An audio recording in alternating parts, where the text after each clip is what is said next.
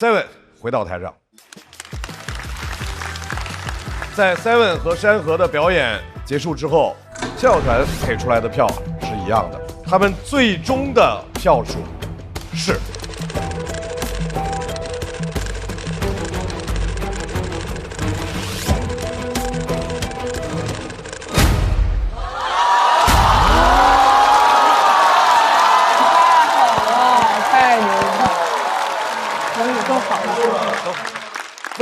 非常接近的票数，两位回到等候区，等你们的队友比完之后，我们再看队伍的总成绩。怎么这么厉害呀？好朋友，好，你先坐着。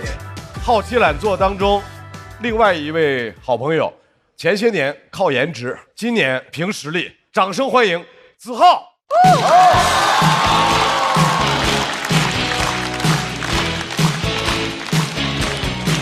谢谢，大家好，我子浩，哎，谢谢，我知道了，都是我应该做的啊。那个比赛打到第3轮了，就有点不知道怎么搞的。你们就是熟悉我的朋友知道，我以往很少出席第3轮这种场合的，真的是。你知道我上次进比赛第3轮的时候，俄罗斯和乌克兰还是好朋友啊，你们知道吗？有些没来比赛那个演员朋友更坏，跟我说：“哇，子浩你晋级了，怎么节目今年的赛事是8进9吗？”你们能理解那种心情？我回家之后，我还跟我妈说了我晋级了这个好消息。我妈跟我说：“儿子，你知道你为什么今年表现得好吗？是因为我年初帮你找大师算过了。”我说：“啊，是因为这个呀，我还以为是我夜以继日对幽默的钻研起了作用了呢哈。”他说是，但这不是最主要的。他说主要还是这个大师厉害。他说我让他帮你算了一卦了，那个卦象上面就说你今年就是会把大家笑到破街的。我说母亲，那个卦象的原文就是说破街的吗？是不是有点太接地气了哈？在哪里找了这个大师？他说就在街上找的，破了好多条街才找得到的了哈。我们老家就有很多这种迷信的东西了，你们知道吗？我妈还跟我说，这个大师给我支了几招啊。她说，大师说了，儿子啊，你今年的这个事业方位在西北方向，你工作的时候面向你的西北方，你就会顺风顺水了。妈，我不知道你有没有在看这一段啊？我告诉你吧，我现在的西北方大概在这个位置了，你知道吗？我要这样子表演吗，妈妈啊？那看起来不像顺风，有点抽风了，妈妈。我觉得，如果我这样子演还能晋级的话，回去我就嫁给那个大师。我跟你说。那个大师还跟我说，他说，一定要自信，因为凡事啊，切忌心生胆怯，因为怕什么就来什么嘛。我妈说，你怕观众不笑，观众就会不笑了，所以你得反着来。我说反着来哈，什么意思啊？让我怕观众笑吗？哈，什么意思？我又上来就啊，你们不要笑啊，救命啊，也不要鼓掌啊，也不要觉得我幽默。完了，真的有点用啊，妈妈，真的这个大师好厉害啊，这个大师。会不会加深那个方位会更好一点？救命啊！你们不要笑，有点用了好像，完了要嫁给这个大师了。是这样，我们老家很多那些亲戚的朋友就是这样了，我们反倒是搞得我从小会有一种逆反心理了，我就不喜欢这些东西了。我之前还刷到一个短视频啊，就是有人拍到了一尊大佛在湖上面，很漂亮，然后很壮观的。但我看到弹幕上面没有人说什么漂亮啊壮观的，清一色全都是接。还有几个上岸什么的。说真的，我第一次我看不懂啊。我说接是什么？是有活吗？这个地方哈？你们要接佛祖上岸吗？你们是要哈？那佛祖哥怎么掉水里这么倒霉啊你啊？平常没去拜神的吗你哈？我不相信这东西，还有个原因就是因为很多那迷信俗话都是毫无根据的，全是口口相传的，对吧？那你口口相传的东西就很容易传错的嘛，很容易搞错了。我奶奶今年90岁了，她就老是记错这些东西。很离谱了，真的是。有一次啊，我表妹在家里面打着那个伞玩，她就说：“喂，收起来！你不知道屋里打伞死舅舅啊！”我说：“奶奶，屋里打伞不是长不高的吗？哈，那跟舅舅有什么关系啊？”她说：“哦，记错了，应该是屋里玩火死舅舅啊。”我说：“奶奶，你是不是跟舅舅有仇啊你哈？玩火会尿床啊，我都知道了，玩火死舅舅。”这个听起来都有点科学的了，是不是哈？你屋里玩火，别说舅舅了，我跟你都活不了啊，奶奶。就是你想迷信的话，你还不如说什么左眼跳财，右眼跳死舅舅这种话了，真的是哈，迷信都玩不明白了。而且我们老家那边有很多人做生意，做生意人就特别迷信了，真的。大家有没有看过那种香港那种商战片？哎，那种商战片里面，你看就能看出来的。别的地方公司之间那种商业竞争啊，全都是找律师的，对吧？我们全是找法师的，真的。每次公司一出问题，就会有个黄袍道士在公司围着个火盆那里翩翩起舞的了啊！就是人家都是商业打击，我们全是魔法攻击哈！真的，你那边光给人家写律师函寄过去，我们这边律师函一写完，直接烧掉了我们哈！全是魔法来的啊！烧完之后加一句麻利麻利轰啊，等着倒闭吧你啊！我们老家就是靠这个的。前段时间呢，网上甚至有个新闻啊，说什么我们老家这些公司为了打压对手，他不会用什么金融啊经济手段，他们就是拿起一壶热水把人家公司那个发财树烫死了，你们知道吗？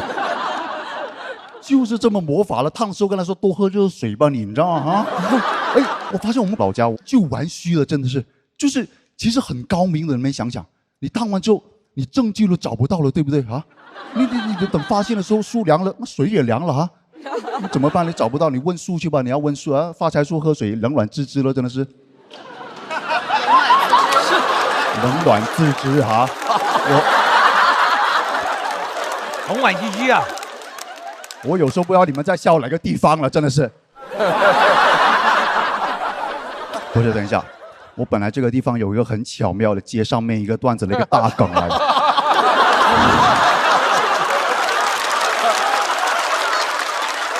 你这样，哎呀，巧妙，本来很巧妙了，你们当没发生啊，就从刚刚那里重新下来啊。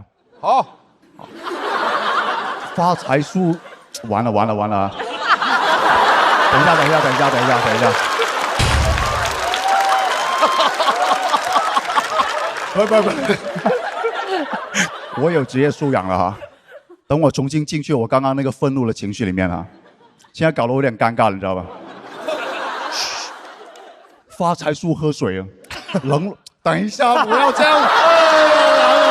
对不起。哎呀，不要这样，不要。没关系，你慢慢来。我好不容易第3轮了，你知道吗？哎呦，完了。冷暖自知。发财树喝水，冷暖自知啊。我们就是玩魔法的，你们知道吗？真的，我们跟我们那边的公司就是这样，我们要威胁对面老板，不用绑架人家儿子的，我们直接就说你最爱的富贵竹现在在我手上，你还想富贵的话，就把我的招财猫还给我啊！你看，果然有点出不来了，这个地方。完了，我现在注意力都集中不了啊。我们还有一个绝招，叫打小人，你们知道吗？真的，哎，我老家有个绝招，就叫打小人，就是把你仇人的那个名字写在一张小人纸上面，拿着一个拖鞋打，就是对，跟打蟑螂是一个道理的，真的。打的时候念一套那种押韵的词就可以了，哎，很幼稚的，像小学生一样，就是打你的小人头啊，让你赔钱又卖楼啊，就真的。打你的小人手，让你左眼跳死舅舅，反正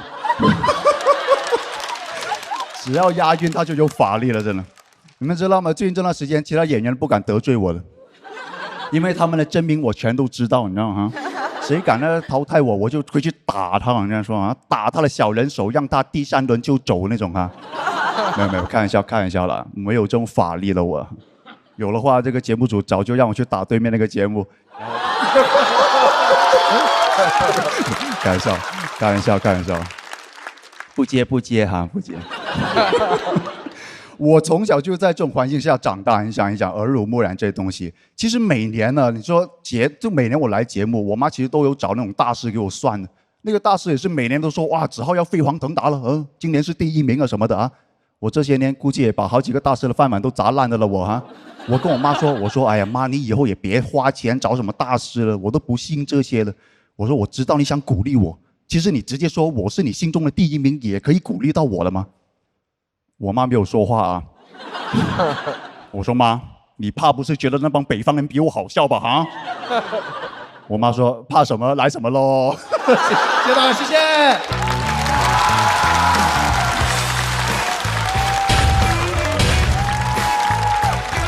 一种特惠感，真的特惠感的好笑。来，锁票倒计时开始。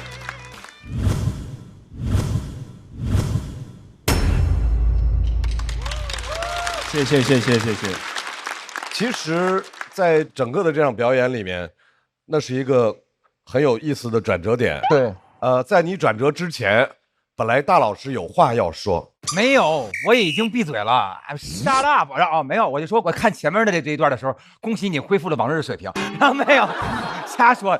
然后后边这么我觉得粗暴吗？特别可爱。然后就是自个儿，哎，你是设计好的，还是说就是在没有设计好，越旧越好？没有人越旧越好啊！啊，越旧越好，越来越可爱了，是吗？对，特别可爱啊！我觉得刚才那些出岔的那些，如果全保留，他这一季就爆红在网上。如果那段给剪掉，恢复的正常，他就完了。剪不掉，没有，因为那段实在太可爱了。我觉得那段就是不会剪掉，那段很好看。哎，那块儿就是因为我觉得不能剪，我还拍了灯了。是，我就觉得那块儿肯定会越来越有趣的，因为他自个儿救场救的越来越好玩。对，是这个舞台上见过最萌的帅哥，真的特别好。对，特别好。谢。对，而且那个是他设计不出来的，是自然流露的，太招人喜欢了，真的。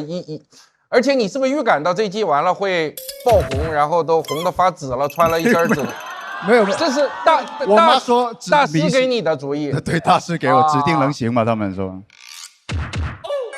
子浩其实是不是面对突发情况，对现场的这种情绪氛围的这种掌握，和你最近在广东演这个其实跟我广东话脱口秀有关系？有关系的，因为我确实过去这1年左右吧，都一直在演我自己的专场。其实很多类似这种情况也有出现过。所以说真的，刚刚当然不可能，我说我设计好了，我也太傻了，这样子也太不吉利了。如果，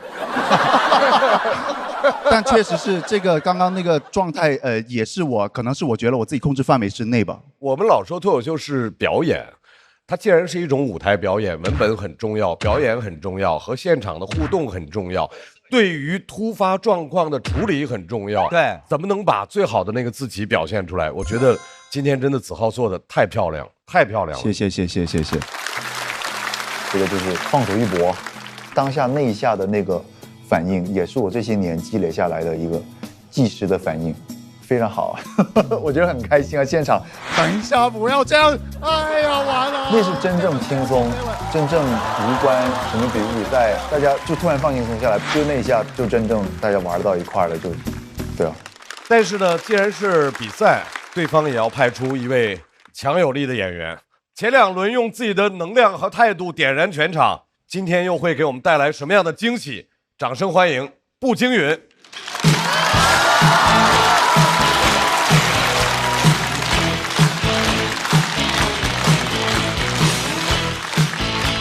Hello， 大家好，我是步惊云，你们好。其实我在这个舞台上已经聊了很多家里人了，爸爸妈妈、老公、孩子啊，很明显能讲的家人已经不多了。所以今天呢，就跟大家来聊聊我姥爷啊。我姥爷今年89岁了，特别骄傲自己能活到现在，出门逢人就喊89了，耳不花眼不聋啊！我说啊，我姥爷每天想方设法的续命，能看出来他很想当一个90后。有一次我陪他去看个中医嘛，刚进去，医生问多大年龄，我姥爷噌就坐直了，说70几。医生就把了把脉，别担心啊，好好保养，活80多没问题。我出门就说你骗人家医生干嘛？他说我就骗，我要是大夫我都觉得70多，那好好给治一治。什么90了，你还活呀？我说你骗人家，知道真相怎么给你写病历呀？哦，给你写该患者脉搏平稳，血压正常，但心眼贼多。其实我能理解为什么老爷那么怕死啊，因为他走过一次鬼门关，但我老爷很机灵，没进去，把鬼门一关又回来了。5年前有一天，我妈突然给我打电话说你姥爷突发脑溢血，人不行了。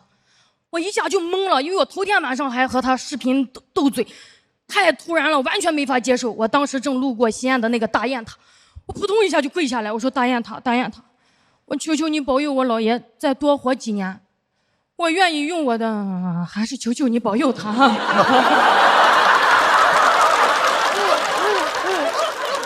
等我赶到医院那个抢救室的时候，家里的亲戚孩子都围在我姥爷的病床边，所有人一边流泪一边等。那一刻感觉我姥爷压力好大呀。我看见他睁开眼睛看了一圈，赶紧又闭上。他会不会想，哎呀，这气氛烘托的，我是不是再不走有点没礼貌了啊？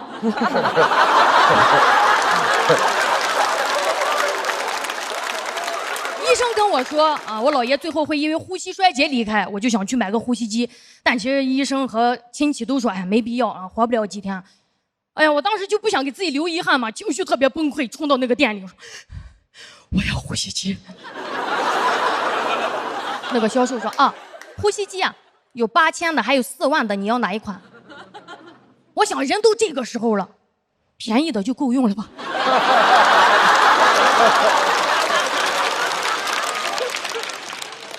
嘴快，问了一句啊，那这两个区别在哪儿呀？销售看了一眼我哭肿的脸，说啊，4万的戴着舒服吗？人不遭罪呀。他这话一说，我就断定他是销冠。这句话太戳我了，我不想让我姥爷遭着罪走，我更不可能说就拿便宜的。什么遭罪？谁活着不遭罪呀？啊！他看我还在那纠结，说啊，4万的这款是全进口机芯，可以用5年呢。我说用不了那么久，我再想想哈。我走出去，坐在外面那个台阶上，不知道为啥脑子就跟过电影一样，想起小时候都是我姥爷骑个自行车接送我上下学。我高中的时候早恋，跟男同学偷偷拉手，被我姥爷抓到，他疯狂的去追那个逃跑的男同学。他当时跑那么快都不需要呼吸机。想到这儿，我转身就回到那个店里，我说拿这个贵的吧。他说啊，美女，这款加500可以延长质保。我说用不上。家里把办丧事的一切准备到位，连坑都挖好了。吹白事的乐队随时准备演出，但因主咖不来，只能取消。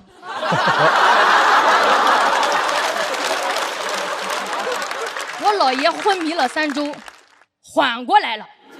哇，他醒来之后，我们全家都很激动，但我发现有一个亲戚的表情好复杂，因为他是专门从国外飞了10几个小时飞机回来。说一定要送老爷子最后一程，没送成，最后反而是我姥爷把他送到家门口。下次就不跑了，这次就当演练了啊。出院以后，我姥爷说他每天起床第一件事就是把食指放在自己的鼻孔下面，说还有气儿，然后问自己一个问题：如果明天没气儿了，我今儿吃啥呀？干啥呀？虽然我花钱了，但这2年我姥爷更像我的心理医生一样，经常给我打鸡血。有时候在家跟他聊天，他说：“哎，人一辈子好短呐，我才一眨眼就90了。”我说：“哇，你这眼眨的还蛮久的。”说你如果想干啥，你就早点去啊，你别老了你坐这儿后悔。你就跟他聊，我说其实我一直挺想学跳舞的，但是我很硬，跳不好看。他说：“谁说跳舞就得好看呀？”啊！这个是太棒了，我太喜欢这种了。你高兴最重要。哎呦，激动的喊完就吸了一口氧气。他当时那个架势，我感觉他下一步就是摔出钱包，姥爷给你交学费。没有，不可能啊！因为我姥爷活过来的这几年，把自己手里攒的钱全花光了。去年还给自己买了个电动车。我当时很反对，我说你这年龄骑电瓶车很危险的。他说我这年龄干啥不危险？啊！我前2天啊，有个老伙计正坐着发呆呢，就走了，吓得我都不敢发呆了。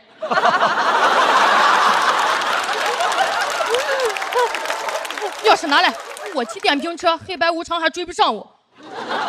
生活也变得特别有仪式感。我姥爷现在每一年要在他自己进抢救室的那一天给自己过节，说是没死成纪念日。还安排我去给他订蛋糕，说你上面就写个1啊，代表姥爷又多活了1年。我去拿蛋糕，店员都问是男宝宝女宝宝呀？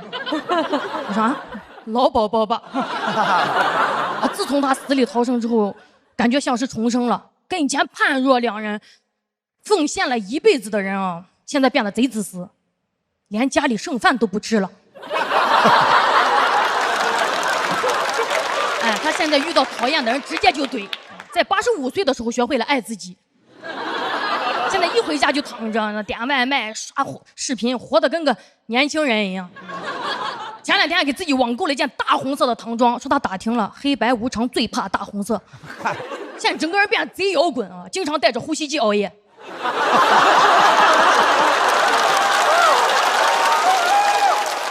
感觉我姥爷都酷到可以回答那个问题了。我死过，你死过吗？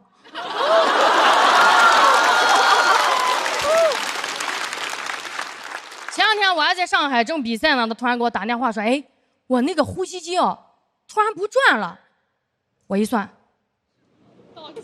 到期了，5年了，我真的好后悔没加那个质保，赶紧又买了个新的。我后来才知道，那天家里停电了，我姥爷赶紧就解释说啊，那这个就不退了吧？啊，得给姥爷留个备用机啊。老头子心眼真多，我都怀疑那电闸就是他拉的。我很想跟大家分享更多我姥爷的故事，确实因为他这段经历让我觉得，什么向阳而生，人就得向死而生。我总觉得生命很长，什么等下次吧，等有时间，等我有钱了，不一定等得到。朋友们，我们来想象一下，假如，我是说假如哈，明天我们都得死，对不起，太突然了哈，后天。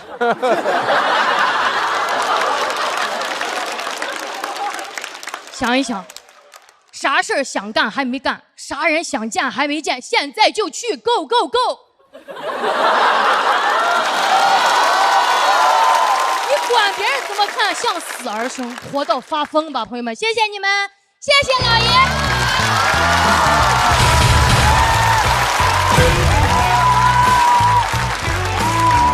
哎呀，我有点哭。步惊云锁票倒计时。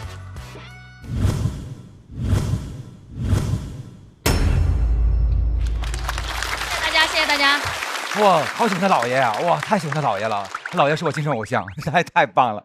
哇，怎么这么酷？刚才说那句话的时候，我都快哭了。那一句说那个什么跳舞就一定要好看嘛，是吧？你喜欢最重要啊，是不是？我觉得这个太棒了，有嘴就能唱，有腿就能跳啊。是的，那好听不好听，那个美不美，这是别人说的，你自个儿开心最重要啊。哎，我一直在试图去总结，就是我为什么特别喜欢布姐，但是对，我们可以讨论一下。太好了，咱们拉一个群好不好？然后我们就拉布布。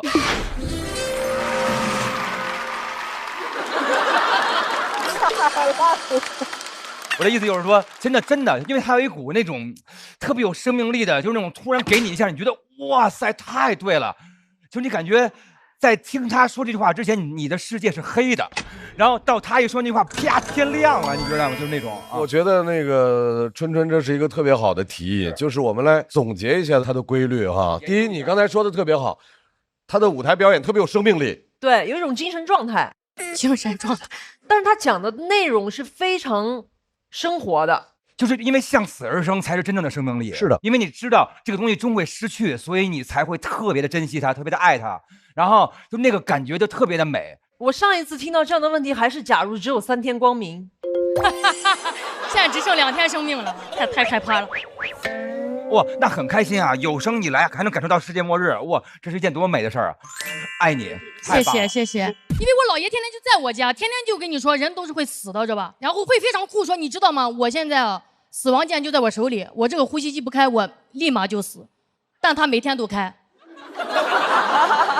就是他会那种时刻会让我感觉到，对呀，大家都会死，你在乎那些干嘛呀？你在乎这些，让我通透了很多吧，老爷。其实，这就是刚才那个 Seven 说这个，比如说大家老觉得一个事情活在普通里头是一件很憋屈的事儿，但是就算你的才华非常横溢，然后所有人都喜欢你，那你就活在了每天被别人认可的那个惯性里，然后你就特别怕，万一他们不喜欢我怎么办？依然活得很不开心，所以就要活得很像我自己。对，这个歌我想唱就唱，好听不好听，我觉得对就对了。我觉得那个精神真的是特别美的存在。爱你，老爷，爱你。啊！谢谢大老师。老爷说的对，没那么多时间让我们等了。噔噔噔噔，你好，您的美团闪购，新年的快乐，今天就要。我特别喜欢步惊云，一直都是气势特别足。他像很多脱口秀演员是那种蔫儿的，或者是特损的，或者怎么样。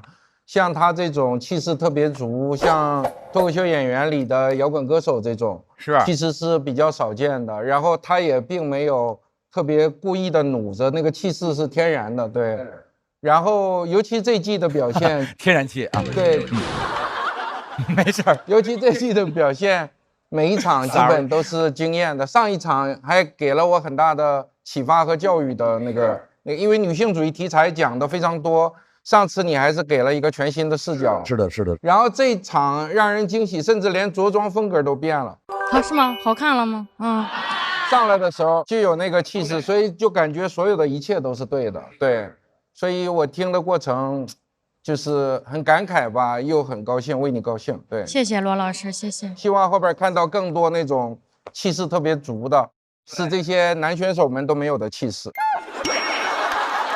哎，罗老师，我多问一句，谁是特损的？你？哎，对，别问了，自己挖坑自己跳，你说是怎么回事？你别解读了。I'm sorry 啊。我觉得步惊云这段讲生死是我听到过就是关于生死最好的2个段子之一。另外一个是我特别喜欢那个伍迪·艾伦在《安妮霍尔》最开始的开场，他有一段就是独白，就讲那个生死。他说2个老妇人抱怨，一个人说那个餐厅特别难吃，然后那人说对，给的量还那么少。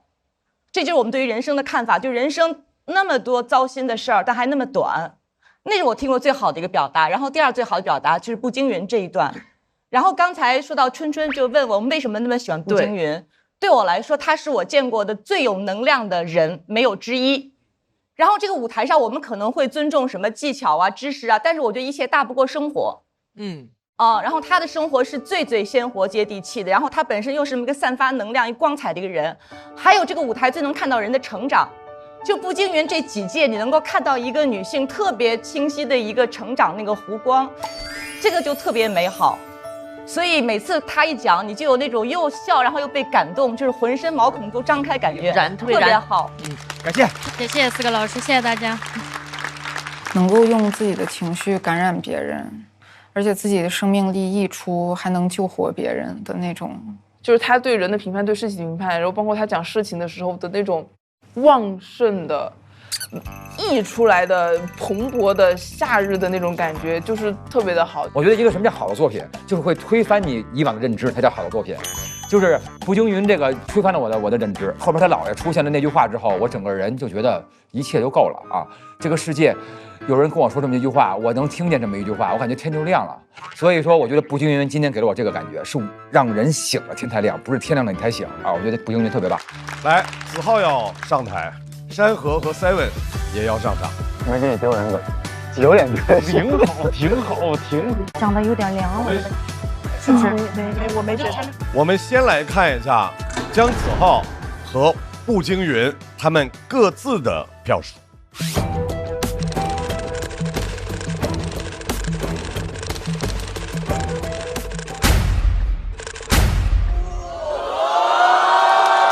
太低了，哥。我们恭喜步惊云和山河进入到下一赛段，Seven和子浩要进入到待定区了。这趴稿子是我非常喜欢的一篇，甚至是我参加节目以来的自己比较想讲的内容前3名。但是可能观众还是对死亡话题没有那么接受，包括哪怕是这个结局是好的，大家还是会紧张。但我挺满意我今天自己的表现。我需要把脱口秀的边界再打开一点，而且老演员了，我不想在自己的舒适区，本来就没有舒适区，我没有舒适区，我就今天就想讲很多话题吧。最近也是老爷的90，对，我姥爷马上过90岁生日，我又想讲这个话题。